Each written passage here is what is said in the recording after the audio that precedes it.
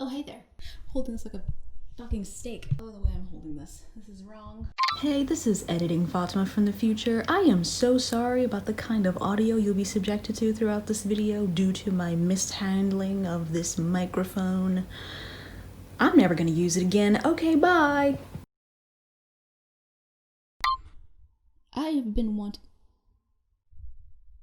wanting to do this video for months, but I didn't. I'm doing it now in honor of the recent video BioWare dropped for Dragon Age 4.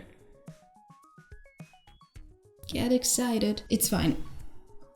It'll probably be fine. What's this about? Let me tell you. Everyone knows that BioWare games, whether they are in space or with dragons, are basically known for the romances. You know it. I know it. The special save you have for the Fenris love scene knows it. Come on. And I'm here to tell you why Dragon Age 2 had the best romances of all 3 Dragon games. And I'm right. I'm only focusing on the Dragon Age games because the space games, Mass Effect, are different. They have a different format where you play as the same character in all 3 games rather than playing different characters in the 3 games as you do in Dragon Age. Both have their flavors, but we're not talking about Mass Effect today. We're talking about the Dragon games. Let's talk about Origins, because the romances in that game are very middling. Much like the actual game. Calm down. First up to bat is Alistair. Very basic, run-of-the-mill, straight boy. Nothing wrong with a classic, although we intellectuals know that he's actually a bisexual dumbass. I think I know my own kind when I see it. Not much else to say. He's very sweet. I romanced him exclusively, and I know there's not much else to say. Moving on. Next is Leliana. She's very cool. A prime example of finding a hairstyle that works for you and just sticking with it for a decade. Good for her. She's all like, oh yeah, I love magical fantasy Jesus, and I'm gonna go ahead and stab a bunch of people in her name, but also you're really cute. What's up? Where are you going? She appears in all 3 games, and she's super shady through all of them. She's lucky I'm into that. She's also very bisexual. Although, if you romance her as a guy, that's very weird. It's a weird choice you've made. I think she really only appeals to girls. Anyway, she's great. And now, Zevran. Very cool, very bi, love the guy. Quick bars right there. He probably has the best backstory and arc in Origins, but I'm not committed to that opinion. I might be wrong. I haven't played the games in a while. He's like the sexy brown man who's here to be exotic and sex you up. Yeah, and he's got face tattoos. There are issues here, yes. Although in spite of all that, his romance is actually really sweet. And he learns how to be a good boy. And he nails you a ton, which... And then there's Morgan, who is allegedly straight. I don't know about that one. We all know that she's a big goth lesbian. Let's just accept that and move on. There was a glitch in the code. That's okay. Fix it in the remaster. She is an acquired taste. I've never really been interested in her at all. But, most of that is probably because I would have to play a guy to romance her, which I ain't doing. But also nah, I'm good. So what you might be able to guess from my very brief and kind of low energy descriptions of these romances is that they're fine. They're okay. They're not the worst. They're fine. Like the game Origins. Calm down! You know what I'm gonna do? I'm gonna go ahead and skip past Dragon Age 2, aka Best Girl, and jump right into Inquisition, because I think I would rather end the video on a high note. Just for a nice change. Inquisition, Worst Girl, has the most companions, which means the most romances. We also have the first gay characters. We've got Sarah and Dorian, who are female player exclusive and male player exclusive respectively, no matter how many homophobic mods you weirdos make. And in spite of all these treasures, Inquisition has the absolute most trash tier romances of all the games. They're so bad, but the game's bad too, so like, don't get me wrong, it's gorgeous, but it's garbage. It's gorgeous garbage, which honestly, game recognized game. I see it. Oh my god, I'm really gonna have to go through them one at a time. Okay. Blackwall, a heterosexual child murderer. No, I will not explain. He lies to you for most of your relationship and sleeps with you under that false identity. Rape by deception is definitely a thing, but the fandom seems to be pretty iffy about it. On the one hand, he's going by a different name and title, which he stole from a dead guy. But on the other, he isn't behaving like a different person. He is using his regular personality, and this stinky woodcarver man is really who he is. But on a third hand, he killed kids. Would you sleep with a guy who's upfront with you about having killed kids? Is this a late 2000s banger released by singer-songwriter Stephanie Joanne Angelina Germanata, known professionally as Lady Gaga? It's a bedroom. Next up, Cassandra, another obvious lesbian, but BioWare would rather die than not let straight men fuck the butch girl, so here we are. Although she kinda sucks, so I think it's probably better this way. She's pretty much your classic mean, strong, rough and tumble woman who's super aggressive and kind of a dick, but she's also like a secret romantic and also straight somehow. I am a little bit bitter, but she is very much the worst, so y'all can keep her. She's a standard hetero romance with nothing special. Probably would have been less basic had she been allowed to be the lesbian she truly is, but as it stands, and no thank you. Keep that fucking rat tail away from me. Ugh. Cullen. Okay. Full disclosure. I had a pretty intense Cullen phase. I was super into him for a while. I'm not proud of it. I was a teenager and I was sad. Wait, when did Inquisition come out? Oh shit, I was 20. Oh no, I was about to be 21. Good God. You know what? Shut up. 20 is basically 19 and 21 is nothing. So just shut up and leave me alone. Back to Cullen. He is basically like Leliana in that he has been in all 3 games, and that is their only similarity. Because he sucks. He got retconned pretty hard since Origins, and his whole deal is pretty fucked up. His arc is largely non-existent, and we don't get to call him out on the dumb, horrible shit he says, and he just gets to go around being awful, and he never really changes, I don't think. Again, been a while. Also, Inquisition is my least played game. I think I've only played it the whole way through but once. His story deals with addiction, which would be interesting had it been handled better.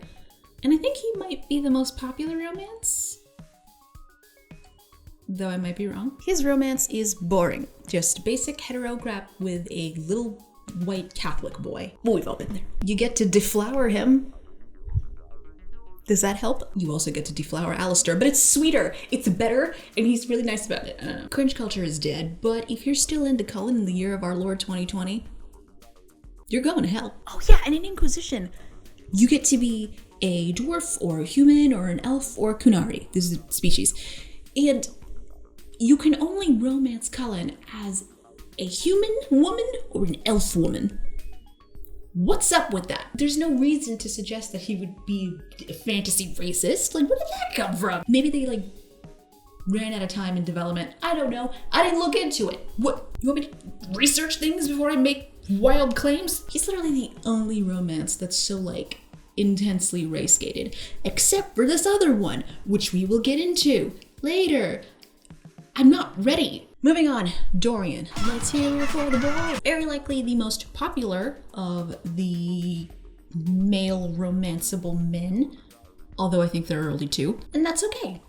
Not the fact that there are not that many romances for guys that are guys.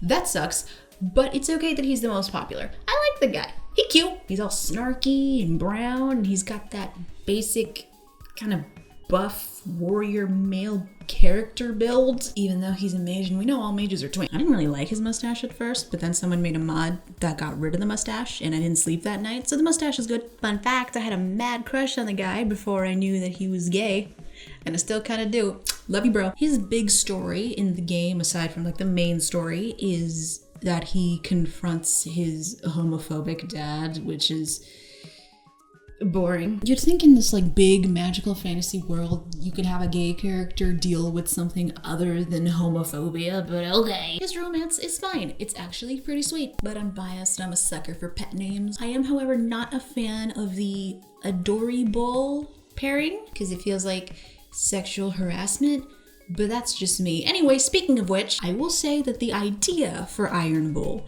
was good. We've never had a Kunari companion like him, and his design was pretty cool. The Kunari were a big part of Dragon Age 2, and were way cooler than Sten, who was in Origins, and he sucked because 1, couldn't romance him, and 2, another child killer, so why would you want to? Not worth mentioning. To the trash with you, Sten. I should have had the option to kill you at the end.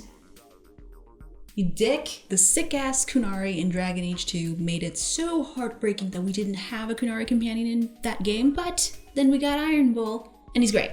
He's okay. He's fine. Inquisition busted in like, yo, here's a super cool new Kunari companion, and he's voiced by Freddie Prinze Jr.? Dios mío! He's a large boy, and he's very fun and rowdy, and he's got a pretty decent character arc with that sweet, sweet found family juice that we just love. He's also bi. Sick. He does have this weird sort of BDSM thing. Okay, that was a choice that they made. I could talk about how the Kunari are based off of certain real life demographics and how out of all these different characters with all these different backgrounds, he's the one who's got these like sexual proclivities and kinks. I could talk about that, but I won't. His name is Iron Bull, and he fucks. That's it. Josephine Montpellier. I love this woman. I adore her. She's the best, and I will kill anyone. However, her romance, which is very sweet and adorable in a traditional way, is short and unsatisfying. She might have the least content, romantic or otherwise, of any big name Inquisition character, which isn't a great look for your only bisexual brown woman. Y'all just hating because she's hot. Y'all mad. She came into the house and everybody was like, oh, pretty girl, let's hate on her. Technically, she's not a companion because she's an advisor. She doesn't really fight with you or anything. But I mean, Cullen's an advisor too, and he's basically useless. My girl Josie does diplomacy. Okay? Finessing the game. Fuck you, Cullen. Disrespect my girl again, see what happens. Sarah was never given a chance by the writers. Sarah, our other big gay in the game. Just a big old funky lesbian.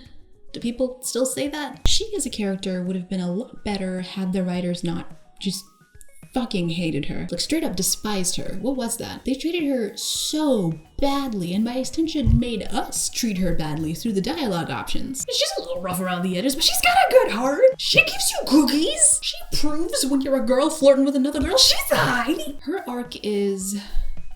God, I don't even know. Cookies were involved. She could get with Dagna. That's nice. She's got a little diary where she writes cute things. She's like a little Robin Hood lady. That's cool. There's nothing wrong with her. I'll just mean. And finally, this motherfucker. This pasty bitch-ass motherfucker. I fucking hate. So he's the other character who, like Cullen, is race-gated. Yeah, you can only romance him as a female elf, but with him it at least kind of makes sense. He's a dick. He's like very obviously a fantasy racist, and he talks shit about you if you're anything other than an elf. Actually, he talks shit about you even when you are an elf. So like, what do you want? He's also a liar and a manipulator and a god, I guess. He's just like a messy bitch. He makes out with you a couple times, touches your butt, and he leaves. The jerk. How you gonna touch a bitch's butt, then leave? Like, nah. This Nosferatu looking ass motherfucker is a pretentious bitch, and if you romanced him in your first playthrough, you have my condolences. Just because y'all have bad taste doesn't mean you deserve to be treated like that. It's messed up. Just go to Blackwall. He's a murderer, but you're clearly into that, so go ahead. Okay, so those are all these smoochable characters in Inquisition. Aside from Harding, I don't want to talk about it. You may be thinking, oh, what? That wasn't that bad. Certainly not the worst. Well, you'd be wrong. The way these romances and these characters play into the overall plot of the game is that they don't. The companions don't even seem to like each other, nor are you under the impression that your team is even a team. They only really matter when it directly relates to you. And if they leave because you were like super mean to them or whatever, it's like they were never there. It doesn't matter. You can end the game with like 2 people. It doesn't matter. None of the Inquisition companions do their own stuff. They're just there. They don't have their own stuff going on. Everything they do depends on you, the player, which is terrible, and is a huge step back from the game that came before it, Dragon Age 2! Woo! Yes! So, in Dragon Age 2, we have 4 romanceable companions. 5 if you count DLC, but I don't. Sebastian doesn't even fuck. He doesn't count. And all 4 Dragon Age 2 romances are bisexual. Yes, baby, give it up for the DA2 bi crew. 2 of these romances are crucial to the story, or at least their introductions are. Meryl and Anders. All you really have to do is meet them, and the rest of this stuff is pretty optional. It kind of counts for your story, but they come up in the end, but that's it. That's the great thing about these characters.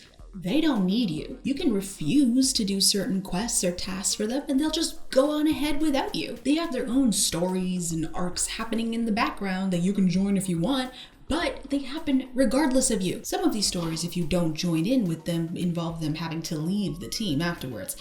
But not all of them. Things are just happening in this 7-year timeline that's more than Origins and Inquisition, and that's such a long time, split up into 3 arcs that you can actually believe that this group of idiots became friends. Or at least some of them did. Others act like they met yesterday, and I am electing to ignore it. Otherwise, the character interactions are great, and it's nice to have a group of people who by the end of the game have known each other for years, which is something that I think would have been more obvious in the writing if the team behind the game had more time to develop it, but what are you gonna do? Still a good game. I love a nice isolated story.